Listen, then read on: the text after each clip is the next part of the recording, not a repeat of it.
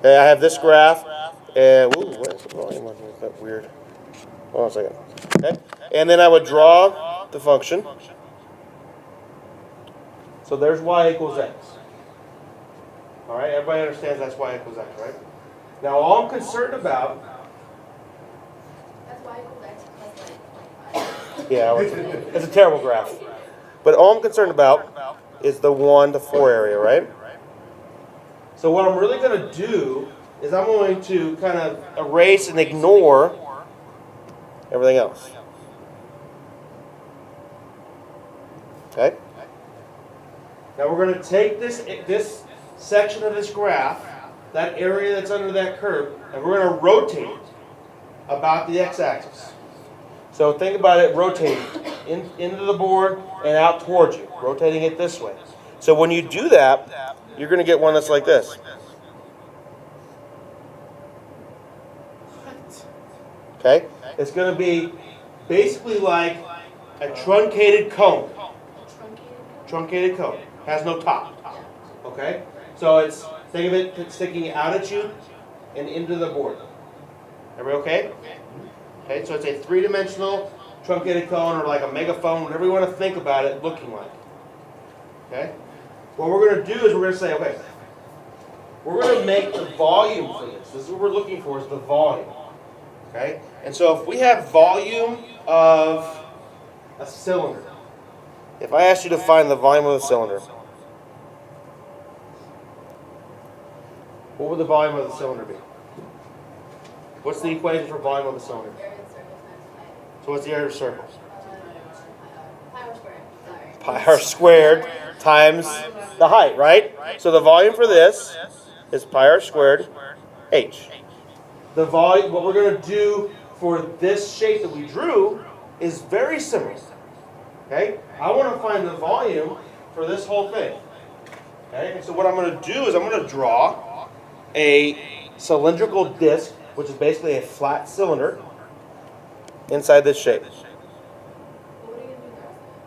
You'll see. Okay? So I have a cylindrical disc, a very thin disc that I've drawn inside that shape. Okay? The equation for that disc is the same as the equation for the cylinder. It's pi r squared h for its volume. What would the radius of that disc be? What is the radius? Don't say it's increasing. Tell me what it is. What is the radius of that disc? What is the radius? The radius is the y value, which is x. Okay, because the radius goes from here to the top, right? The radius goes from the x-axis to the edge of the function. Oh, it's supposed to be even. Yeah, it's a terrible drawing. Okay. Yeah. Okay? But imagine it's all even.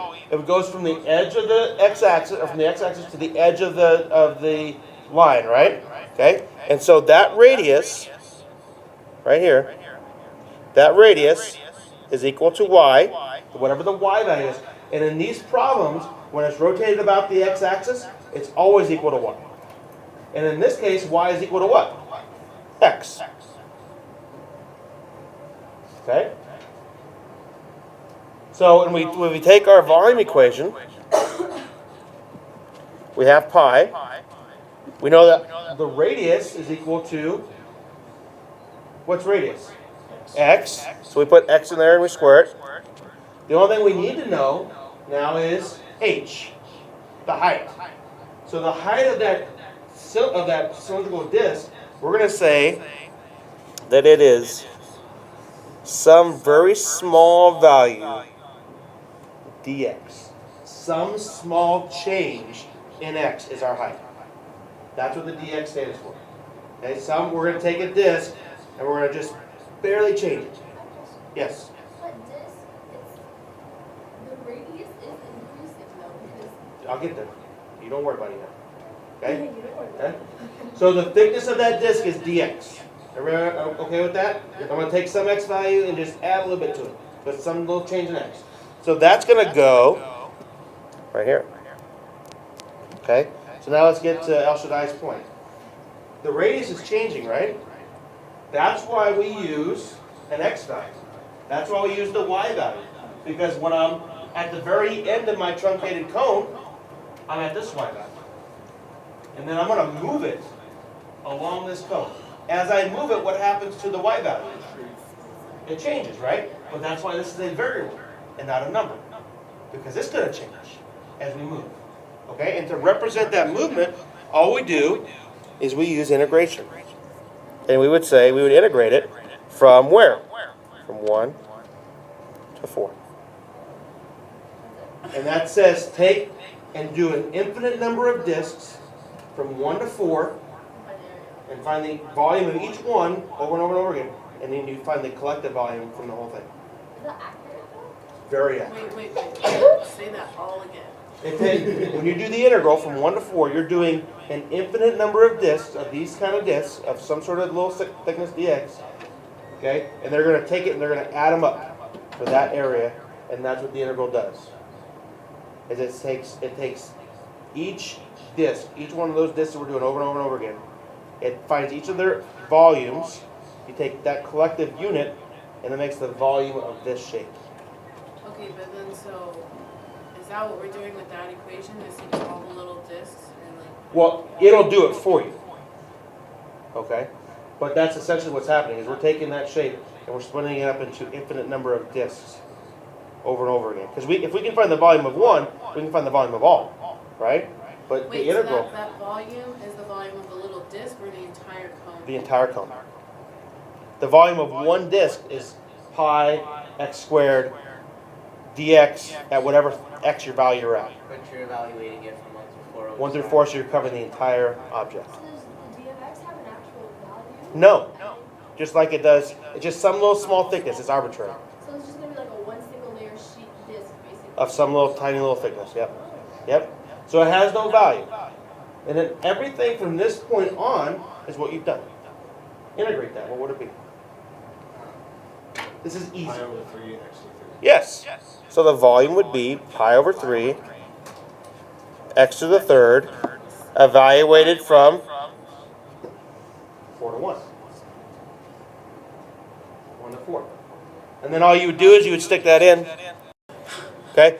And so all you do is you would add it in. You would say volume is equal to pi over 3, 4 cubed, minus pi over 3 times 1 cubed. Okay? 4 cubed is 64. So you would get that the volume is equal to 64 pi over 3 minus pi over 3, which would be 63 pi over 3. Which if you take 63 and you divide it by 3, you would get 21 pi. Okay? And that's the volume. Whenever you do these problems, the volume is always going to have pi in it. Always in your answer. Okay? And you do not multiply it in. You just say 21 pi. And you're done.